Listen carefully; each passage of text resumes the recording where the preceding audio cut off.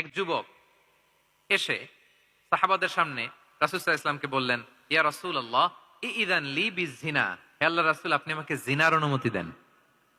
নাউযুবিল্লাহ। কিসের? জিনার, মানে ব্যভিচারের অনুমতি দেন। ব্যভিচার বা জিনার অনুমতি দেন। আশেপাশের সাহাবারা তো রেগে মেগে আগুন।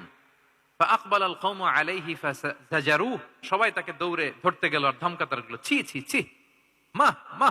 আমরা যেটা বাংলায় বলি ছি ছি, আরবিতে ওনারা কি বলে? মা মা, ছি ছি, কি বলো তুমি? লজ্জা শরমের মাথা খেয়ে তুমি রাসূলুল্লাহর দরবারে এসে বলতেছো, হে আল্লাহর রাসূল আপনি জিনার অনুমতি দেন? যে রাসূল আল্লাহর পক্ষ থেকে বাণী শোনায়, ওয়ালা তাকরাবুজ জিনা, তোমরা ব্যভিচারের নিকটবর্তীও হয়ো না, আর তুমি সেই নবীর কাছে এসে আবদার করতেছো জিনার অনুমতি দেন?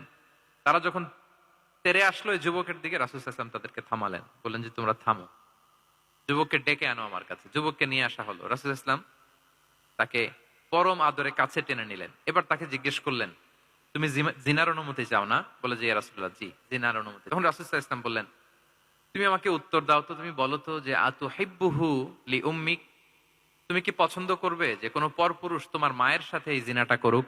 তোমার এটা ভাল লাগবে? সে বলে, লা ইয়া রাসূলুল্লাহ, না কখনো না, আমার মায়ের সাথে কেউ এই পাপাচারে লিপ্ত হবে এটা কোনো মানুষ মেনে নিবে না। আমি কেন, কেউ মেনে নিবে না। তারপর রাসূল সাল্লাল্লাহু আলাইহি ওয়াসাল্লাম তাকে বললেন, আতুহিব্বুহু লিবনাতিক, তুমি তোমার কলিজার টুকরা সন্তান, কন্যা সন্তানের সাথে, তোমার কন্যার সাথে কেউ এই পাপ কাজটা করুক, এটা তুমি মেনে নিবে? এটা তুমি পছন্দ করো? সে বলল, লা ইয়া রাসূলুল্লাহ, হে আল্লাহর রাসূল কশিন কালেও না, কখনো মানবো না, আমার মেয়ের সাথে কেউ এই কাজ করবে আমি কখনো মানবো না। রাসূল সাল্লাল্লাহু আলাইহি ওয়াসাল্লাম আবার তাকে প্রশ্নবাণে জর্জরিত করতে লাগলেন। আবার বললেন, আতুহিব্বুহু লি উখতিক, তুমি কি তোমার প্রিয় বোনের সাথে কেউ এটা করুক, এই পাপাচারে লিপ্ত হোক, জিনা করুক, পছন্দ করবে? তোমার বোনকে কেউ এরকম করবে, অপমান করবে, এটা চাইবে তুমি?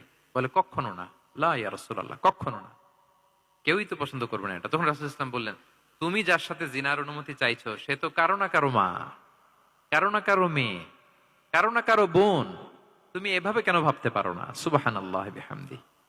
এই কথা বলার পরে তো সে একেবারে ইমোশনালি এমন ড্যামেজ হয়েছে, লজ্জায় কাচুমাচু হয়ে মাথা নিচু করে দাঁড়ায়। তখন রাসূল ইসলাম তার পিঠে একটা আলতো চাপড় মারলেন, পরম মমতায় আলতো চাপড় দিয়ে তার জন্য দোয়া করলেন, আল্লাহুম্মা গফির যামবাহ ওয়া তাহহির কলবাহ ওয়া হাসসিন ফারজাহ, আল্লাহ তুমি এই যুবকের পাপ মোচন করো, আল্লাহ তুমি তার অন্তরটাকে পরিশুদ্ধ করো, আল্লাহ তুমি তার চরিত্রটাকে নিষ্কলুষ করো।